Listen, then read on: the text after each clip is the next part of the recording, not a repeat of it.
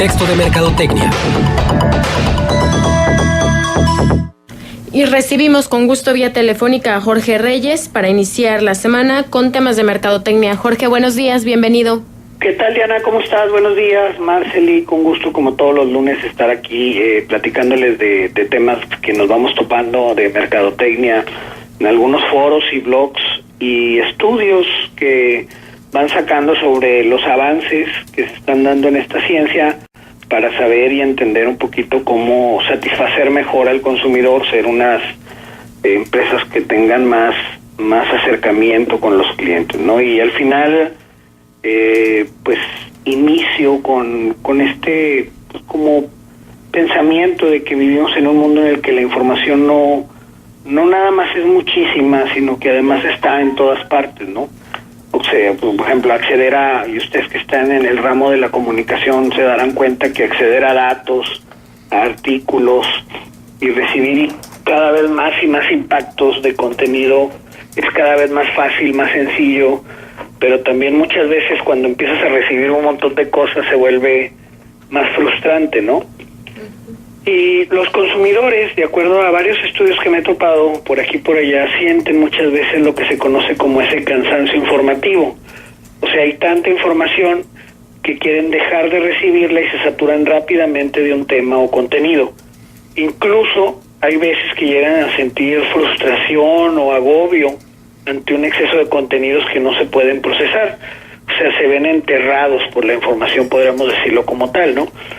Entonces, además, esto se complica mucho más porque cada vez tenemos mucho más pantallas, y esto ya lo he hablado en otros contextos de mercadotecnia, y a través de ella pues está accediendo a nuevas fuentes de información, y también estamos como consumidores accediendo a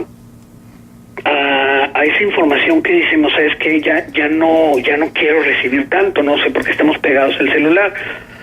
Entonces, de hecho, alguien que de acuerdo a un estudio que me topé hace unos días, tiene un impacto directo sobre el trabajo y la actividad de las marcas, y sobre todo sus publicistas y las acciones para llegar a los consumidores. Por ejemplo, el impacto del celular está siendo muy efectivo al momento de hacer que el consumidor vea ciertos contenidos, y está compitiendo contra algunos medios tradicionales en la parte, por ejemplo, vamos a hablar de los espectaculares y vallas, la publicidad exterior. Entonces ellos ya pueden empezar a preocuparse porque cuando las personas se paran en un rojo, automáticamente se ponen a ver su celular como un sistema, ¿no? Entonces esos anuncios que teníamos en la calle, pues los estamos perdiendo por estar pegados al celular.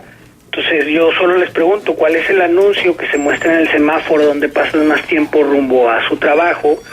Y probablemente pues, nos va a costar recordarlo, ¿no? O sea, las marcas nos tenemos que esforzar mucho más que nunca y optar por acciones cada vez más sorprendentes si queremos llegar a los consumidores.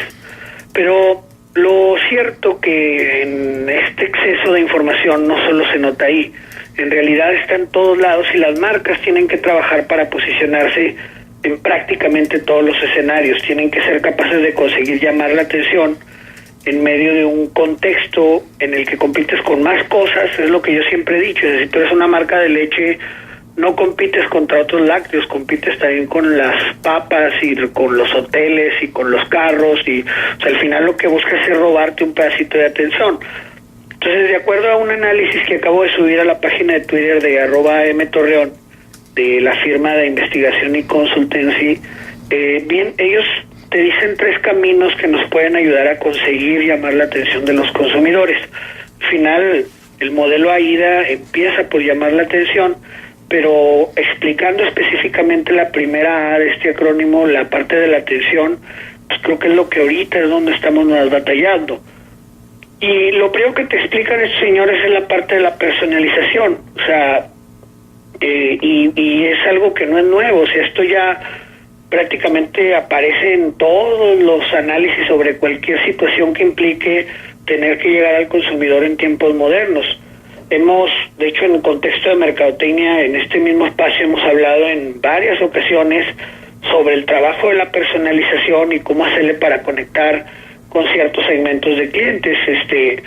una de las maneras que ellos sugieren en este análisis que hacen de sobresalir en medio de esta avalancha de contenidos y de información es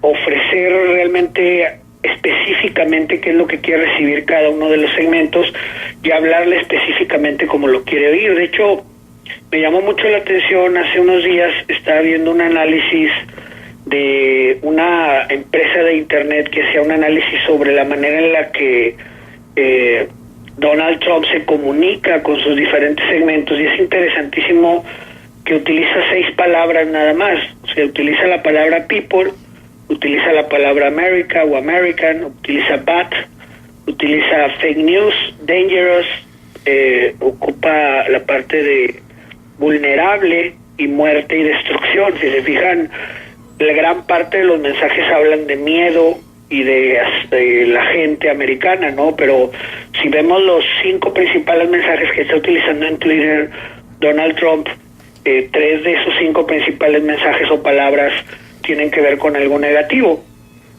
Pero yo he platicado con un lingüista la semana pasada, un lingüista que vive en Estados Unidos. Él me explicaba que los discursos de Donald Trump están diseñados para que sean entendidos y sean leídos por un niño de 11 años, y esa ha sido su gran habilidad a lo largo de la campaña. Ha sabido personalizar sus mensajes, a pesar de que a lo mejor muchos escritores de discursos se puedan burlar de él y digan que sus discursos son muy sencillos, pero esta parte de la sencillez en los mensajes y de utilizar 5 palabras y repetirlas a lo largo de un montón de veces ha hecho que penetren en ciertos sectores de la población que no son del todo educados y que no tienen ese nivel de lectura o de interpretación de los discursos que a lo mejor podría tener un universitario con un título doctoral.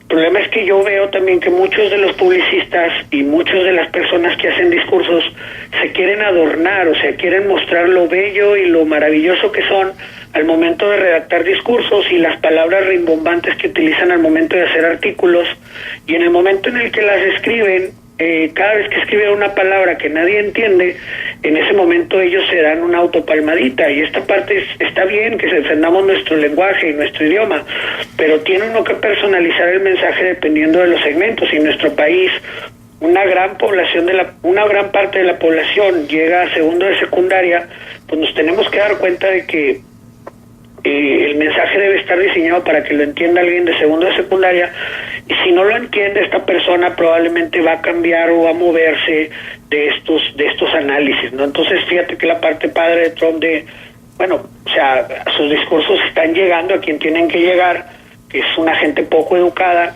pero a esa gente poco educada dice, es el único que me ha logrado hablar para que yo le entienda, ¿no?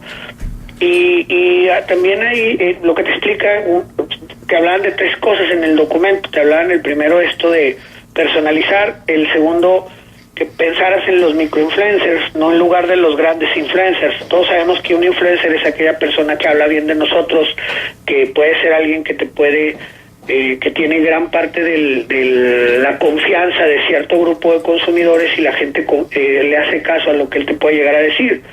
Entonces, una de las grandes herramientas que han empleado en los últimos tiempos para conectar con los consumidores han sido ellos, y se han convertido en un elemento de especial valor y muy buscado, ¿no? Entonces, de hecho, estas personas que se les llama influencers permiten llegar al consumidor de un modo que las marcas ya no estaban consiguiendo.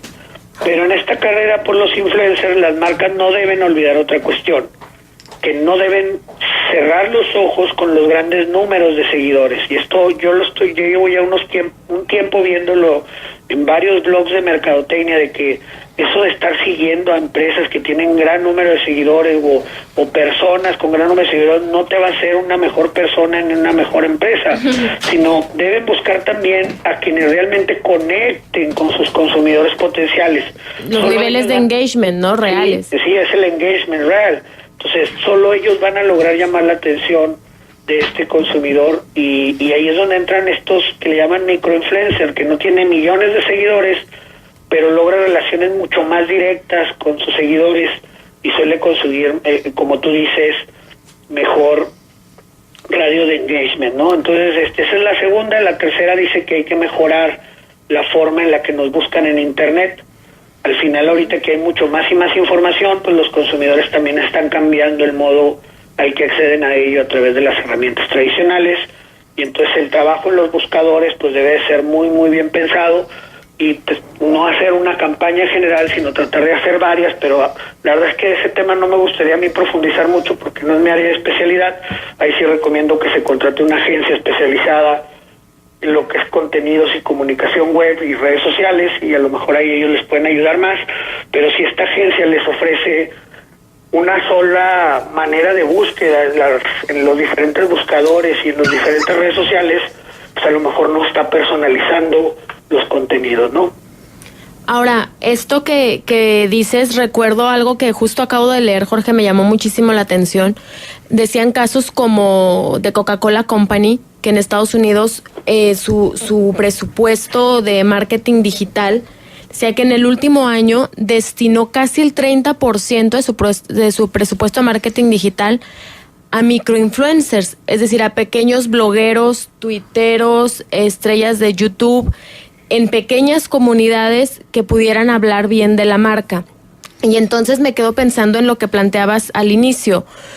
Un gran influencer no es necesariamente un youtuber que tiene millones de seguidores, que es bastante probable que lo sea, sino aquel que conecta en pequeños espacios de una forma pues mucho más cercana con sus audiencias, ¿no? ¿Pequeños cuántos? O sea, para ser un influencer de esta naturaleza, ¿cuántos seguidores deberías de tener? Bueno, es que es justo lo que hablamos, que no es un número de seguidores, sino los niveles de engagement que generas con tu público. Es decir, puedes ser un gran influencer en un pueblo, pero por tienes ejemplo. que tener como una base, ¿no? O sea, un mínimo. Pues lo que pasa es que yo creo que yo pienso que no se trata de números absolutos, sino de proporciones en función de qué tamaño es tu universo. O sea, por ejemplo, ¿cuál es el gran influencer en una universidad? Pues dependerá de cuántos alumnos hay en esa universidad, ¿no? Entonces probablemente definir como tu claro, nicho. de qué tamaño es el universo para entonces saber con cuántos de una muestra te puede alcanzar, ¿no? Como Coca-Cola, que son millones, ¿verdad? Claro, pero este caso que yo leía habla de haber contratado microinfluencers, por ejemplo, líderes de college en Estados Unidos, que es el youtuber de ese colegio. Y entonces no necesariamente es un youtuber de millones de seguidores, pero es la figura más seguida entre los estudiantes de ese colegio. Claro, pero también habrá que ver que luego hay muchos influencers, mucha gente a la que le sigue mucho, pero que no tiene la atracción para que se consolide la intención de la inversión. Sí, un ejemplo de esto es Carlos Slim. Carlos Slim tiene millones de seguidores en Twitter y solo ha escrito un tweet. Y la verdad, y cero engagement con su público. Y cero engagement, o sea, bueno, pues sí, tiene... No sé qué, no tiene millones, pero tiene 285,000 seguidores. Qué poquitos. Son muy poquitos. Pero sigue 2 personas, nada más, que son a sus 2 hijos, y no ha publicado un solo tweet en su vida. Pues, yo creo que es el caso más... Lo dijo ahora en la conferencia de prensa que dio, ¿no? A propósito de Trump. Sí, ¿verdad? Él lo dijo, sí, y dijo que ya debería de utilizar más el Twitter. Pues sí, yo creo que crecería mucho esos 285,000 si empieza a hacer más engagement. Se empezaría a crecer de una forma importante. Jorge, muchísimas gracias por tu presencia esta mañana. Déjanos un punto de contacto, por favor. Sí, en jorge.reyes@A de Armando, E de Ernesto, M de mamá, E de Ernesto, asesores con @las2.com, y en nuestro teléfono 793-0101. Y disculpen la voz, pero ayer grité mucho contra el Cruz Azul, y a los que empatamos mis gritotes no sirvieron. Bueno, casi. Muchas gracias, Jorge. Que tengas una buena semana.